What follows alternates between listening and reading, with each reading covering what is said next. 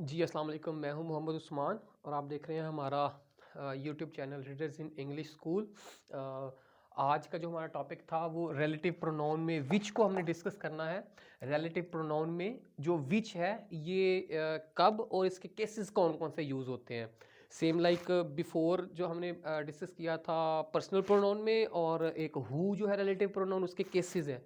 तो उसी तरह से रिलेटिव प्रोनाउन विच के लिए नॉमिनेटिव और सब्जेक्टिव केस विच ही है, और ऑब्जेक्टिव और अक्यूजेटिव केस भी विच ही है, और इसका पोजेसिव केस नहीं है।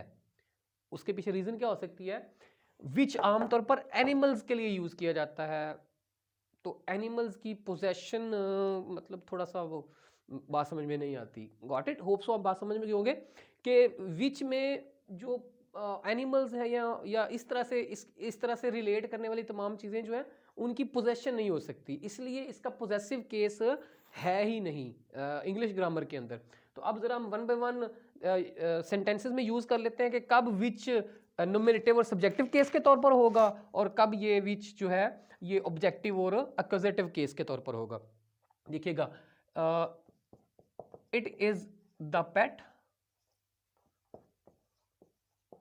विच I like most, like the most यूं कह लीजिए, विच आई लाइक द मोस्ट। अब यहां पर ये जो विच है ये it is the pet, it is the pet which I like most. तो ये पेट के लिए जो सब्जेक्टिव केस के तौर पर यहां पर विच क्या आ जाएगा, एक नॉमिनेटिव केस या सब्जेक्टिव केस के तौर पर आ रहा है। और एक और देख लीजिए एग्जांपल, इट यूं कर लेते हैं, this pet which my uncle gave to me is cute। दोनों एग्जांपल्स देख लें, फिर हम डिसाइड कर लेते हैं, फिर हमें समझ भी आ जाएगी।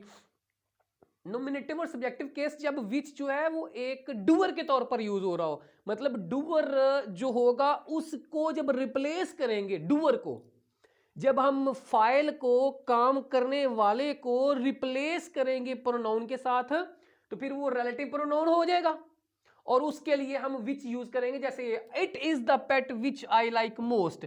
अब विच जो है यहां पर एक सब्जेक्टिव केस, ये देखें ना, I like the most, I like the most, इसका मतलब है ये विच जो है वो एक सब्जेक्टिव के तौर पर यूज हो रहा है, क्योंकि यहां पर जो आई है ये एक डूअर के तौर पर आ रहा है। दूसरे नंबर पर देखिएगा, this pet which my uncle gave to मी।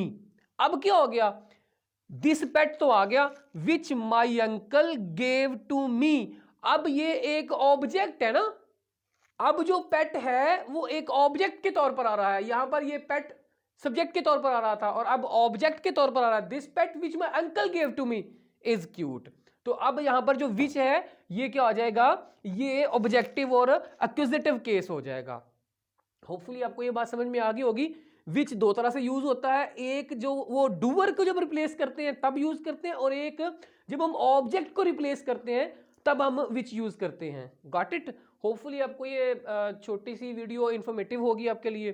बहुत शुक्रिया आपका हमारे यूट्यूब चैनल पर आने के लिए। स्टे ब्लेस्ड, अपना ख्याल रखिएगा। अल्लाह हाफिज़, अस्सलाम वालेकुम।